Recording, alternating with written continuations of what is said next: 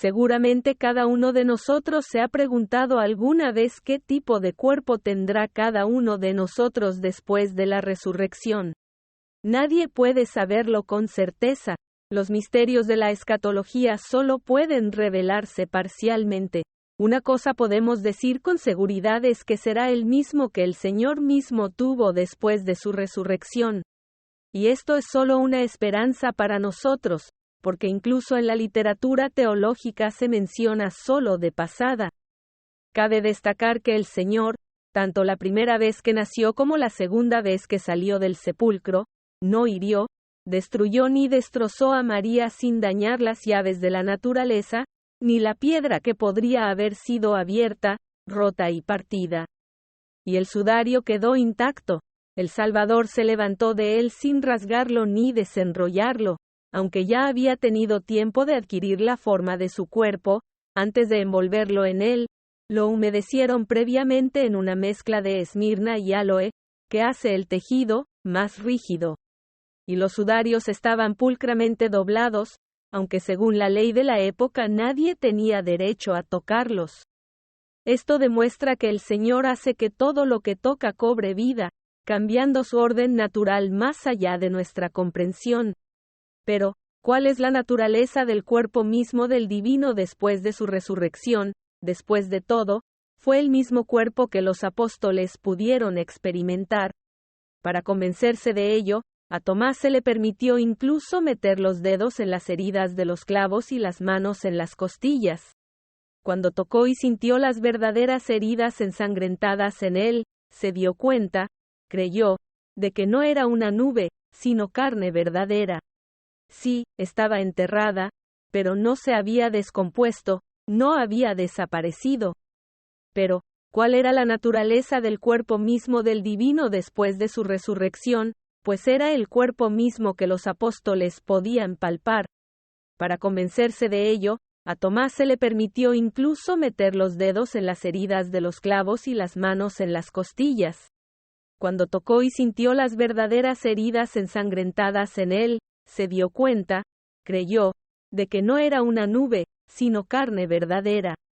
Sí, estaba enterrada, pero no se había descompuesto, no había desaparecido. Pero el cuerpo era muy distinto al de antes de su resurrección, material y sin embargo espiritual. Esto es evidente por el hecho de que Jesús se puso en medio, ante los discípulos que se escondían atemorizados, aunque no entró por ninguna de las puertas.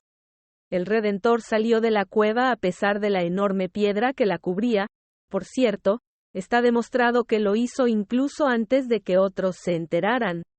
Es decir, el cuerpo podía atravesar gruesos muros, ya sin fatiga, ya sin necesidad de comer, dormir y beber. Aunque en tiempos del Nuevo Testamento, nadie podía abrir algo que estuviera cerrado con llave o cerrojo. Su cuerpo podía cambiar, ser visible o no, ser visto por los discípulos y, en cuanto lo reconocían, desaparecer de nuevo.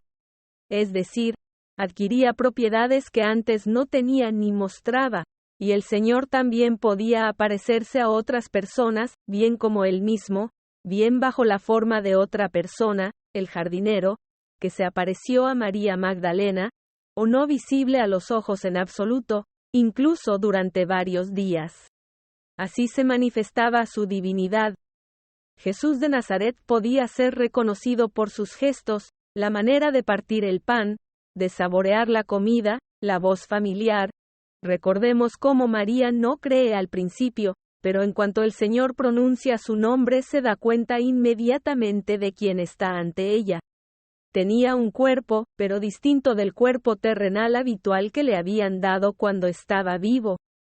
Puede ser porque fue cambiado en apariencia, o puede ser porque el Señor le dio esa apariencia para sus propósitos específicos. De cualquier manera, su cuerpo fue inequívocamente transformado. Muchos de los que conocieron a Jesús en vida no lo reconocieron inmediatamente. Es decir, el cuerpo dejó de estar dentro de los confines limitados que le impedían hacerlo cuando él estaba vivo. También se ha observado que a María Magdalena no se le permitió tocarlo después de haber permanecido primero en su tumba. Tal vez esto indique que él no había adquirido plenamente todas sus propiedades y peculiaridades, y que estaba temporalmente así, adaptado precisamente para la comunión con sus discípulos, preparatoria de su ascensión al Padre. Y solo allí tendrán lugar sus cambios definitivos. En resumen, el cuerpo era su cuerpo inusual pero real.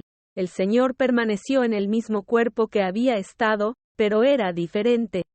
Había sido cambiado, transformado, y la nueva naturaleza corporal de Jesús se había espiritualizado tanto, se había impregnado tanto del Espíritu Santo, que el apóstol Pablo llama expresamente a Cristo resucitado, el Espíritu. Ninguno de ellos vio la reunión del alma y el cuerpo, sino solo una nube ligera que se elevó al cielo y desapareció de la vista. Sin embargo, no se adentrarán de lleno en el misterio de Dios, simplemente sabrán y creerán firmemente que el Señor ha resucitado de entre los muertos, dando vida a la muerte por la muerte. Y esto es lo más importante.